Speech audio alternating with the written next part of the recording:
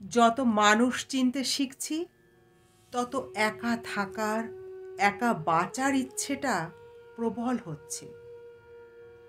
কখন জানি না একাকিত্বকে খুব, খুব ভালোবেসে ফেলেছি। আর তারপর সঙ্গী হয়েছে রবীন্দ্রনাথ। লেখালেখি, কবিতা খুব ভালো লাগে। তো একাকিত্বকে ভালোবাসতে পারলে সে নিজেকে চিনতে পারবে।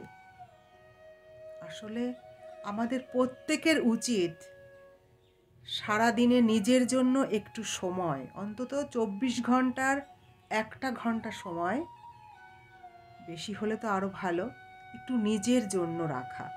সারাদিন রান্না বান্না, সংসার, স্বামী, বাচ্চা কাচ্চা, বড় করা, মানুষ করা, এই সব কিছুর পরে না, তখন যখন নিজেকে দেখবে আয়নায়, তখন দেখবে কিচ্ছু নেই, নিঃস্ব। কিন্তু আমরা তো এটা চাই না। এই সময় ব্যস্ততার মধ্যে এমন কাটে, তখন আর মনেই হয় না যে সত্যি আমাদের পরবর্তীতে, মানে শেষ বেলায় এসে যে জীবনের কিছু আশা থাকতে পারে। তখন যখন দেখি যে বন্ধুবান্ধব যারা ছিল তারা বেশ ভালোই দাঁড়িয়ে গেছে, কিন্তু ওই আমি নিজে তো কিছুই করতে পারলাম না। আমি তো একটা ভালো স্টুডেন্ট ছিলাম, চাইলে পরে তো একটা ভালো চাকরি করতে পারতাম।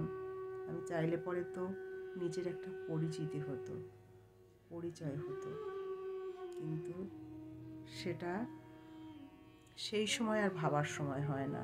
তখন ছেলে মেয়েদের কেরিয়ার